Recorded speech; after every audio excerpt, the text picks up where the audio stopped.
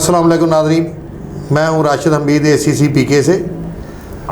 आज हमने जिस शख्सियत को दावत दी है वो हैं इफ्तिखार अहमद खालिद साहब, जो कि करंट अफेयर पे और मुल्की हालात पे गहरी नज़र रखते हैं और एहसास रखते हैं। आज हम जिस मौजू पे इनसे बात करेंगे वो है एहतजाजी तहरीकें और पाकिस्तान का मुस्तकबिल। तो अस्सलाम वालेकुम जी। जी वालेकुम सलाम। सब खैरियत से हैं आप? बस सब शुक्र है अल्लाह का। ये एक इफ्तिखार साहब एक बड़ा यहाँ पे चल रहा है पाकिस्तान में, ये हर 2-4 महीने बाद, और स्पेशली कि जब सीज़न आ जाता है, जब गर्मी सर्दी का मौसम नहीं होता, तो उन दिनों में काफ़ी सारी तरीक़ें जो हैं वो इस तरह मशरूम की तरह आ जाती हैं अनर्थ, और पब्लिक जो है वो एक प्रॉब्लम में या इस तरह के अफेयर्स में फंस जाती है। तो आप क्या समझते हैं कि ये आप देखें कि ये तहरीक लब्बैक वालों की पहले भी ये प्रॉब्लम रही है और अब दोबारा आ गई है। तो मुस्लिम कंट्री है, सब शुक्र है अल्हम्दुलिल्लाह, सब आशिक रसूल हैं, और उनकी तालीमात पर अमल का तो मसला जो है वो तो एक अलग है। वो तो शायद इस कौम को शायद नज़र समझ नहीं आती, सिर्फ वो इश्क और महबूब के चक्कर में ही है। ये नहीं पता कि उन्होंने फरमाया क्या था और कहा क्या था, या हमारी किताब हिदायत जो है वो कहती क्या है। तो आपका क्या ख्याल है कि इस बारे में कि ये जो सब कुछ जो हुआ है अब, और इसका जो ये क्लोज़अप फिर हुआ है, इसको किस तनाज़र में आप देखते हैं? राज साहब, अगर हम ना थोड़ी सी माजी में चले जाएँ और देखें कि नमूस रसालत या हुज़ूर अलैहिस्सलातु वस्सलाम का जो नामी ग्रामी है, कोई भी मुसलमान वो अमली तौर पे कितना ही नालायक क्यों ना हो, लेकिन जब हुजूर की बात होती है तो वो अपनी जान देने पर राज़ी हो जाता है। गाज़ी इल्मुद्दीन शहीद की मिसाल हमारे सामने है, और फिर अभी रिसेंटली वाक़या जो हुआ वो जो सलमान तसीर का कत्ल था, मतलब ये उसी सिलसिले की एक कड़ी हैं। और ये मुसलमान समझते हैं कि हम जो हैं अगर रसूलुल्लाह सल्लल्लाहु अलैहि वसल्लम की नामूस पे जान दे देंगे तो हम कामयाब ठहरेंगे। अब ये तो था एक तारीख़ी काम। अब जो सवाल आपने किया है कि तारीख़ लब्बैक वालों का, बात यह है कि कुछ चीज़ें हम क्रिएट करते हैं, कुछ हम अपने मफाद के लिए इस्तेमाल करते हैं, और बाद में फिर हम उन्हीं से हम तंग होते हैं। आप देखें कि जब अयूब ख़ान का मार्शल था तो जुल्फ़िकार अली भुट्टो मरहूम ने एक एहतजाजी तहरीक चलाई थी, और वो तहरीकों में एक पाकिस्तान बनने के बाद शायद वो पहला मौका था जब लोगों को मोबिलाइज़ करके तो बाहर लाया गया।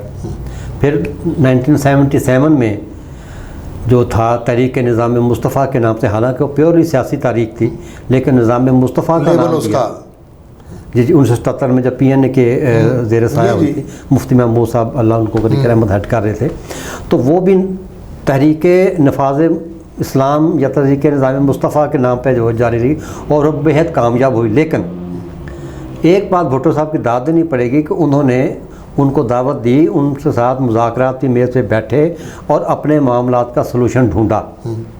आज की तारीख में हम देखते हैं तो हुकूमत की इस तरफ कोई तवज्जो नहीं है। देखिए, इसी जमात ने धरना 2017 में भी दिया था, 2020 में भी दिया था।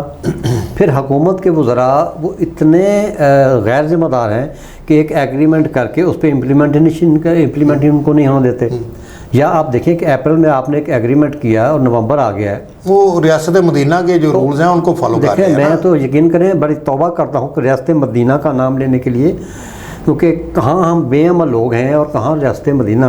देखिए, रियासत मदीना में तो खलीफा था वो ईंट का सिराना रख के सोया करता था। किरदार देखे ना, तो कायनात के इमाम 2-2 पत्थर बांध के अपने साथियों के साथ खंदक खोदा करते थे।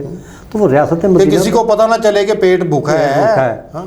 ठीक, तो यहाँ हुक्मरान जो है उनको अपनी अयाशियों से ही फुर्सत नहीं मिल रही, अपने मफादात से फुर्सत नहीं मिल रही, वो अपने गोल जो है वो अचीव करने में लगे हुए हैं, और कारकर्दगी जो वो सिफर है।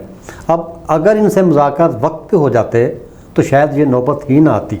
आप इस पे क्या समझते हैं कि देखें ना, ये तो पूरी उम्मत मुसलमान का मसला है, तो इसमें हमारे फॉरेन अफेयर्स का जो था वो सबसे ज़्यादा, इसमें हुकूमत कोई ऐसी तवील या कोई जस्टिफिकेशन नहीं पेश कर सकी, कोई अपना एफ़र्ट ऑन ग्राउंड नहीं बता सकी कि हमने जो है वो इसके लिए ये एफ़र्ट किया है और इसके जो है अल्टीमेट जो है इसके इफ़ेक्ट ऐसे आएंगे।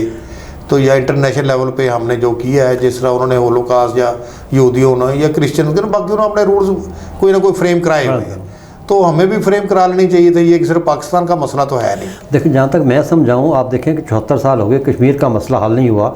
अक़वाम मुत्तहिदा की बेशुमार करारदादें हैं, लेकिन वो मसला वहीं का वहीं है। ये भी मसला आप कहते हैं जी कि हमने अक़वाम मुत्तहिदा में जाकर उठाया, उसका कोई फ़ायदा नहीं।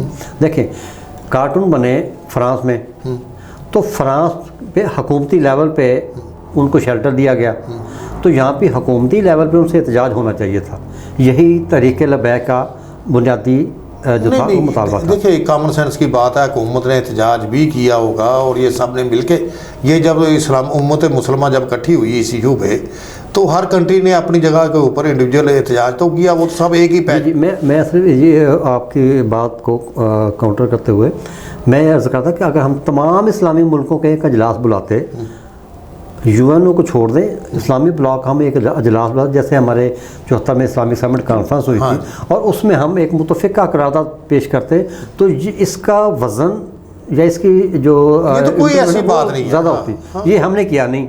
ठीक है, अच्छा, अगर उन्होंने ये मुतालबा कर दिया तो उनको समझाया जा सकता था।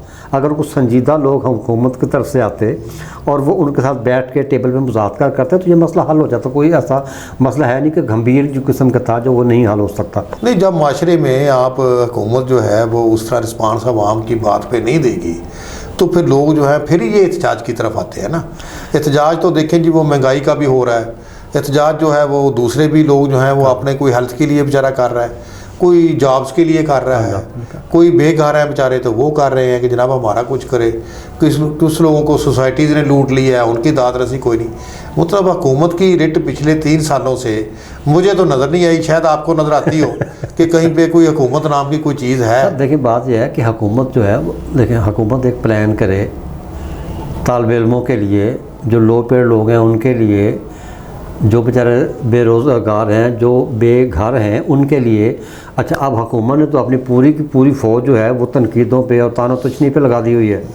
ठीक है, काम कोई भी नहीं कर रहा, सियासतदान आपस में लड़ रहे हैं, हर बंदा अपने अपने मफाद की जंग पे लड़ रहा है, हर बंदा अपनी अपनी लाठी से वो अपनी बैंक वो कर रहा है, तो काम कौन करेगा? हुकूमत, रियासत माँ होती है ना जी, तो माँ ने सबको शेल्टर देना है।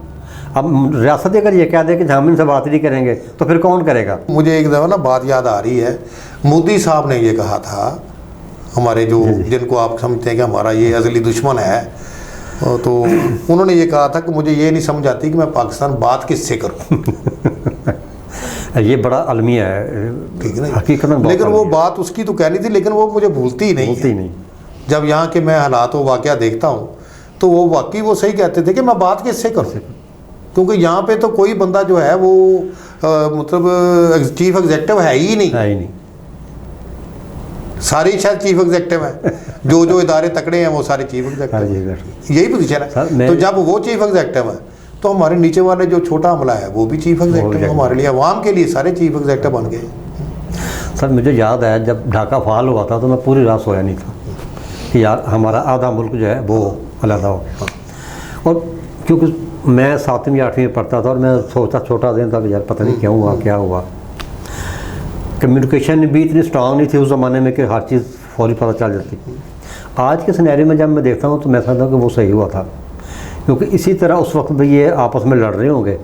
नहीं, वो तो सर छोड़े ना, ईस्ट पाकिस्तान के साथ हमारा क्या सलूक था, वो मैंने मुजीब की भी कई दफ़ा वो क्लिपिंग सुनी है। तो मतलब बात तो ये है कि वो कहते थे हम पाकिस्तान है, वो तादाद में भी ज़्यादा थे और आज़ादी भी उन्होंने मूवमेंट शुरू की थी। हम तो शामिल ही हुए थे ना, ये एरिया तो असल में तो वो पाकिस्तान था, हमने उनका भी नाम बदल दिया। हम ये हमारा सलूक रहा उनसे, तो ऐसी बात कोई नहीं थी। अब सर ये है कि ये मामला सारे जो है ये एंड कोई नहीं होना, आपको ये हटेगा दूसरा आ जाएगा। हर एक को शौक पैदा हो गया है कि भाई इस तरह तो बात बन जाती है। अब जो कल के बच्चे हैं वो देखना जी, अब ये कोई ख़ानदानी अमीर सिस्टम, यहाँ पे सिस्टम क्या है हमारे कंट्री में कि बाप है, फिर बेटा है पीर है, फिर उसका जो बेटा है पोता है वो पीर है, इधर से आ जाए जमातों में, सियासी में आ जाए, मजहबी में आ जाए, फजल रहमान है फिर उसका बेटा आ जाएगा। मतलब ये कोई अल्लाह मियाँ ने सियाने पैदा कर दिया दुनिया में। ये देखें ना, आपने एक पीएन भर्ती करना हो तो आप कहते हैं इसका डोमिसाइल भी पंजाब का होना चाहिए, इसकी उम्र भी 18 से ज़्यादा होनी चाहिए, इसका शनाख्ती कार्ड भी होना चाहिए, सारी पाबंदियाँ उसके लिए हैं।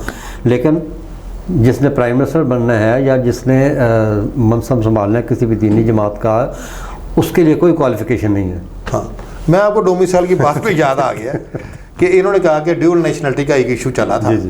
तो कोई जो मेंबर पार्लियामेंट है वो ड्यूल नेशनलिटी वाला नहीं हो सकता, वो डिस्क्वालीफाई हो गए। और मुलाजम जो है नीचे वो सारे ही ड्यूल नेशनलिटी वाले बथेरे फिर रहे हैं भाई। वो तो उनके ऊपर वो जो मतलब हमारे पब्लिक इलेक्टेड पे जो हमारा सबसे जो है जमहूरी आदमी है, जिसका सारे पावर जिसके पास है, जिसके पास सारे राइट्स हैं कंट्री के, वो उसके पास तो वो तो नहीं कर सकता। और जो उसके नीचे मुलाजम है वो ड्यूल नेशनलिटी रख के चल रहा है। उसमें जजेस भी हैं, ब्यूरोक्रेट भी हैं, बाकी भी सारी दुनिया है। तो ये दोहरा मेयार है इस कंट्री में चल रहा। जिस दिन ये ठीक होगा उस दिन ये बादल छट जाएंगे, और इसके अलावा तो कोई रास्ता ही नहीं है। सर अब याद होगा पनामा में सिर्फ एक ही केस चला, हालांकि 450 बंदा उसमें शामिल था। पेंडोरा बास में कितने बंदे हैं, उन पे कुछ भी नहीं चला। तो ये डबल स्टैंडर्ड जैसे आपने फरमाया कि डबल स्टैंडर्ड जब आप बनेंगे तो आम बंदा फिर यही सोचेगा कि यार ये जो कर रहे हैं तो मैं क्यों ना बहती गंगा में हाथ धो लूँ। इसी वजह से ये सारा बदनज़मी है। इसी वजह से हम आगे नहीं जा सक रहे, इसी वजह से हम तरक्की नहीं कर रहे, इसी वजह से हम ख्वार हो रहे हैं। अब करप्शन देखें, करप्शन सबको पता है, यहाँ पे करप्शन हो रही है, सबको पता है। हमारे चीफ मिनिस्टर साहब हैं बुज़दार साहब, ये वहाँ देते तलाते आए हैं सारी उम्र। इनको पता है एसडीओ क्या देना है, तहसीलदारों क्या देना है, पटवारियों क्या देना है। अब इन्हें हम बताएं जाके कि जनाब ये मीडिया वाले या दाएं बाएं, ठीक है ना जी, तो इनको क्या नहीं पता हर चीज़। तो उसके लिए इन्होंने क्या किया देखना, कुछ भी नहीं। अब देखें इन्हीं के इलाके में वो गैंग जो हैं वो दंदनाते फिरे हैं, कोई नहीं पूछने वाला। नहीं वो तो देखे ना, छोटू गैंग है, कोई मोटू गैंग है, पता नहीं क्या नाली सोलंग की सियासत ये चले हुए थाना कचहरी इन्होंने देखे हुए। तो अब ये आगे माशाल्लाह चीफ मिनिस्टर लामिया ने इनको बना दिया है। तो ये उसके सिलसिले में इन्होंने क्या किया, आवाम के लिए इन्होंने करना क्या था, कुछ भी नहीं। मुझे ये बताया ना, आपको पैकेज बनाने थे। ये चीफ मिनिस्टर के काम नहीं होते। चीफ मिनिस्टर शहबाज शरीफ साहब की तरह पीडी नहीं बन गया, अब ये भी पीडी बना हुआ है, वो भी पीडी बने हुए थे, तभी सत्यानाश फिरा ना। भाई जो जिसका काम है उसको साझे। एग्जैक्टली, हर बंदा अपना अपना काम करे, अपने दायरा कार में रहे। चीफ मिनिस्टर काम कानून इन्होंने हमारे लिए वेलफेयर के लिए एक कानून ये बता दे कि जनाब हमने असेंबली में आपके लिए ये वेलफेयर का कानून बनाया है पब्लिक के लिए, एक कानून इन्होंने नहीं बनाया। बस इस तरह ही है। लेकिन देखें बस ये सीज़न आ गया है, ये होता है। सर्दियाँ जब तक आ जाएंगी ना ज़्यादा फिर ये रुक जाएगा, फिर आगे मार्च अप्रैल फिर चलेगा। ठीक है ना, सीज़न के साथ चलते हैं ना। अच्छा नाज़रीन, आप भी अच्छा करें। आज खालिद साहब के साथ इतनी ही गपशप रही है, आइंदा भी इंशाल्लाह हाज़िर होंगे। मुझे इजाज़त दीजिए, खुदा हाफ़िज़।